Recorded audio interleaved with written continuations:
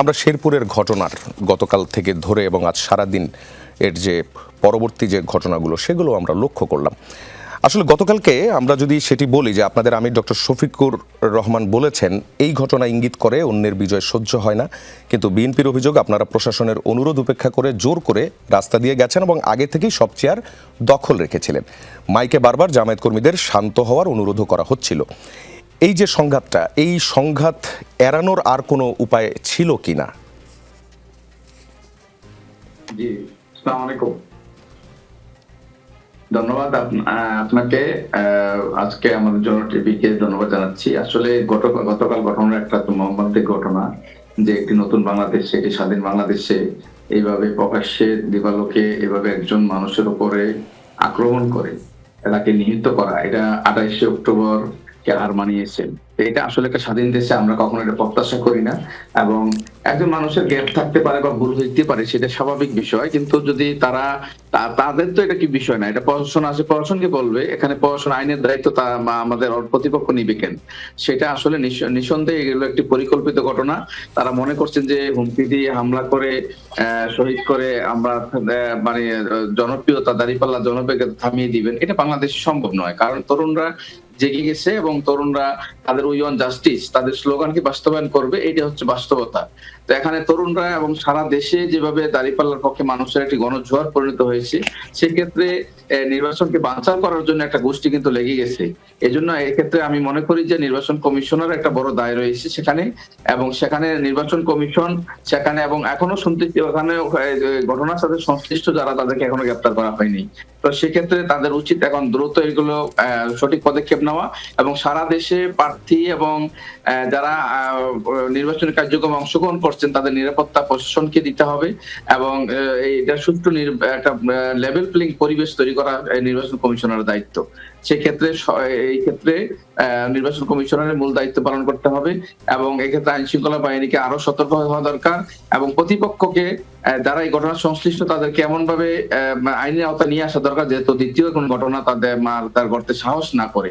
এটা কিন্তু এখান না, সারা দেশেই তারা এখন হুমকি দমকি বিভিন্ন পর্যায়ে জনমতকে মানে অন্যদিকে ডাইভার্ট করার জন্য তারা এরকম বিচ্ছিন্ন কিছু ঘটনা করার চেষ্টা করে যাচ্ছে। এটা নিঃসন্দেহে আমাদের জন্য দুঃখজনক। আচ্ছা, একটা বিষয় যেটি হচ্ছে যে বিএনপির দিক থেকে যে অভিযোগটা করা হয়েছে, আমরা যেটি শুনছিলাম সেখানে বলা হচ্ছে যে আপনারা নির্দিষ্ট সময়ের আগেই জামায়াতের নেতাকর্মীরা সেখানে যে চেয়ার নিয়ে বসে গিয়েছিল, চেয়ার দখল করেছিল, এবং এই ঘটনাটিকে কেন্দ্র করেই কিন্তু পরবর্তী যে ঘটনাটা সংঘর্ষ, সংঘাত, হাতাহাতি থেকে যে এমন একটা পর্যায়ে গিয়েছে।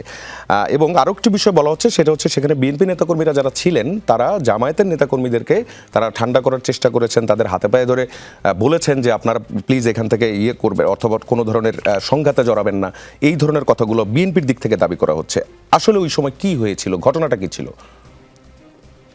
আমি যতটুকু শুনেছি, যেখানে আসলে রিয়েল ঘটনাটা মানে তারা যেটা দাবি করছেন এরকম না। একটা ঘটনা হইতে পারে যে আগে বসা বা এরকম নিয়ে একটা ঘটনা ঘটতে পারে, কিন্তু তার মানে একজন মানুষকে মেরে ফেলবে এরকম তো ঘটনা ঘটে নাই সেখানে। হ্যাঁ, একটা পর্যায়ে বোঝানো দরকার ছিল, দায়িত্ব ছিল। যদি তারা মনে করে যেখানে তো আমাদের জামাত দায়িত্ব ছিল, তো জামাতে সুশৃঙ্খল, জামাতে একজন দায়িত্ব ছিল, যদি বলে দেয় যে আমরা এখান থেকে চলে যাবো, ওকে, এটা তো কোনো মানে 1 সেকেন্ডের ব্যাপার। আমরা তো যেখানে যে নির্দেশনা দেওয়া হয় আমাদের সংগঠনে যে সুশৃঙ্খল, সেটা সবসময় সারা দেশেই সেটা প্রতীয়মান হয়। আমির জামাতের এক নির্দেশনা পুরো বাংলাদেশ স্তব্ধ হয়ে যায়। আর সেখানে এরকম একটা ঘটনা আমাদের পক্ষ থেকে এটা করবে, এটা তো মানে একটা দেশের কোনো মানুষ এটা বিশ্বাস করবে না। আর তারা যদি এরকম, তাহলে গন্ডগোলের দরকার কি? তারা যদি ব্যাক করতো, প্রশাসনকে সহযোগিতা নিত, তাহলে আমাদের প্রশাসন তখন বলতে পারতো যে না, আমরা তাদেরকে চেষ্টা করছি। সেটা প্রশাসনের সংঘাত হলে এটা বলতে পারে যে না, আমরা চেষ্টা করছি। আচ্ছা, ওই ঘটনাটা যখন চলছিল এবং লম্বা সময় ধরে চলেছে, ওই পুরো সময়ের মধ্যে প্রশাসনের ভূমিকা কি ছিল? জি জি জি, আমাকে শুনতে পাচ্ছেন? যে আমি শুনতে পাচ্ছি যে ওই সময় প্রশাসনের ভূমিকাটা কি ছিল, সেই ভূমিকাটাকে আপনারা কিভাবে দেখেছেন? প্রশাসনের ভূমিকাটা, আমি যে বিষয়টা মানে ওখানে তো আমি ছিলাম না, তো যতটুকু শুনছি যে প্রশাসন হয়তো এত বিষয় সিরিয়াস নেয় নাই, কিন্তু প্রশাসন সেখানে আরো শক্ত ভূমিকা রাখা দরকার ছিল। কারণ দেখছে যেহেতু তারা প্রত্যেকটা পদে পদক্ষেপে তারা জামাতের কর্মীদের, নেতা কর্মীদের হুমকি কিন্তু আগে থেকে তারা দিচ্ছিল। তো সেই জায়গা থেকে প্রশাসন কিন্তু আরেকটু শক্ত হওয়া দরকার ছিল। কারণ একটি বিচ্ছিন্ন ঘটনা তারা যদি ঘটনা করে ফেলে, তখন তো এটা প্রশাসনকে দায়ভার নিতে হবে। তো সেক্ষেত্রে সেক্ষেত্রে প্রশাসনের তো দায়িত্ব ছিল যে ঘটনার সাথে সাথে সেখানে পদক্ষেপ নেওয়া, তাদের যারা জড়িত তাদেরকে গ্রেপ্তার করে আইনের আওতায় নিয়ে আসা দরকার। তো এখানে প্রশাসনের তো স্পষ্ট অবহেলা দেখা যাচ্ছে এই ঘটনায়।